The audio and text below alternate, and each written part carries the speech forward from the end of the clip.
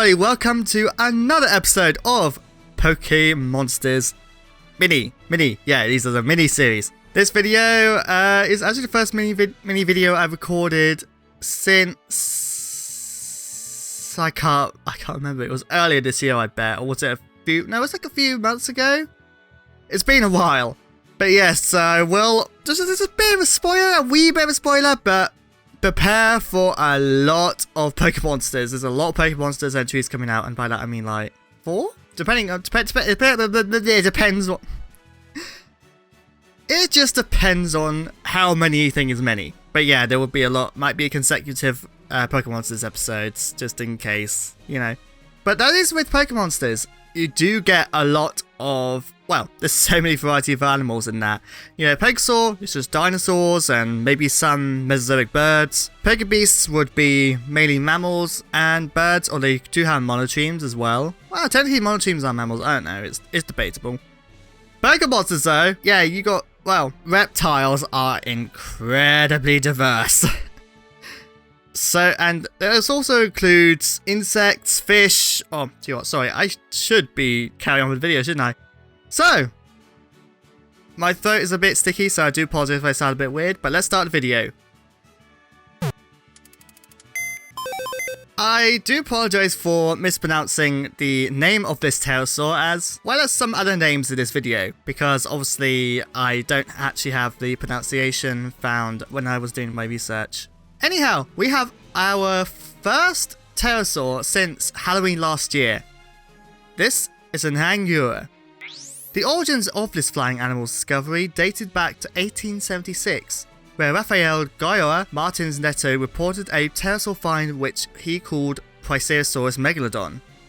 However, around 112 years later in 1988, Alexandra Kellner concluded that the fossil of this animal was a Nomen Vanum, which, to put it simply, is a chimeric reconstruction of two different individuals forced to create a, quote, new creature, unquote, evidenced by the snout coming from a larger individual than the middle part of the skull. This was 3 years later after he and De Campos looked at the fossil in 1985. This statement was proven true with a publication by Felipe Lima Pinheiro and colleagues, despite the specimens being similar. As a matter of fact, when looking at the varied sizes of teeth, it was concluded that the chimera was a mixture of the two species in the same genus, A. blitidorfi and A. piscator. This pterosaur was a member of the Ornithocarids, a group of pterosaurs that had crests on their upper and lower beak/jaws instead of the back of their head. These spoon-shaped jaws were filled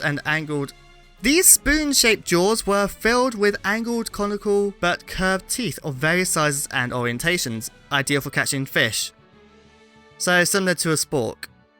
However, unlike its close relatives, Coloborhynchus and Ornithocaris, the crest of Anhangeura's upper jaw was not on the tip of the snout, but is instead further back on the skull.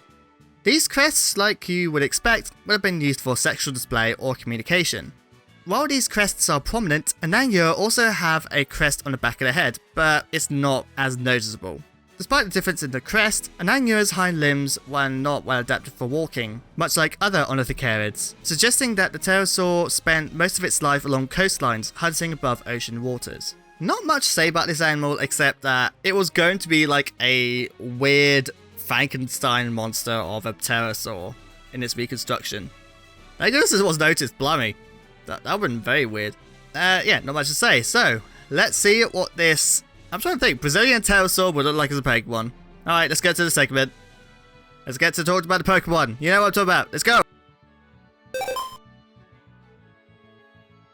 Despite their ability of flight, Vineura cannot fly long distances. This is because they live in tropical forests, where they use their vines and claws to help grip onto branches. The primary use of their wings is to photosynthesize on top of trees. This is Vineura! Oh, it's such a colourful design with various shades of tropical green contrasted by the black of the main body. And it has vines on its... And we have this wooden helmet-like structure on its head, with a small branch in its snout that's completed by a cute little leaf. As I said before, it's a vibrant design that isn't really too complex. For stats, it has good speed and decent bulk and offense. but nothing outstanding to be honest.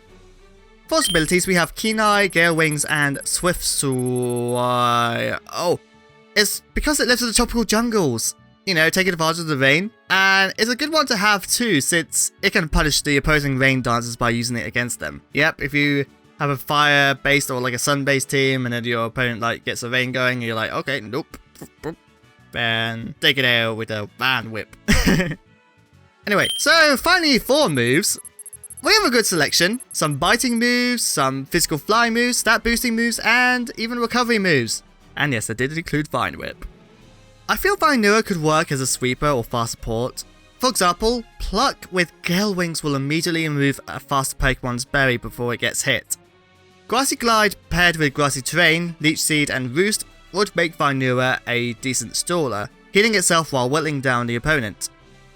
For a more offensive approach, Swift Swim can make Vineura's speed 155, although I suggest switching it in while rain is in effect, since its bulk is mediocre. Overall, Vineura is not the best, but I believe it could have niche in the competitive meta. I'd like to thank El Pokémon for... Hold on, actually no, you gotta do this right. I'd like to thank El... No, hold on, do it. I'd like to thank El... I'd like to thank El... for this design. Oh dear, sorry. That's literally what I think. You know, like... Sorry. But yeah, seriously, thank you so much for doing this design. Originally, they had the animal reserved, and I asked them, oh, you still got this reserved, would you like to do it? And they're like, wait, I reserved it? Oh, I got to get it done then.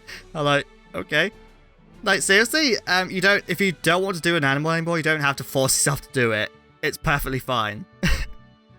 But I do appreciate it nevertheless. If you want to check them out, you know where to look. Seriously, they're talented and they helped me a lot with the series. Please check them out. And now we're at the end of the mini video. So yes, this video is kind of, well, both this and the Armadillo Sucus video is actually quite old in terms of production. Like, I think it was like started mid last year. Oh, I do apologize. I'm slowly catching up with these videos.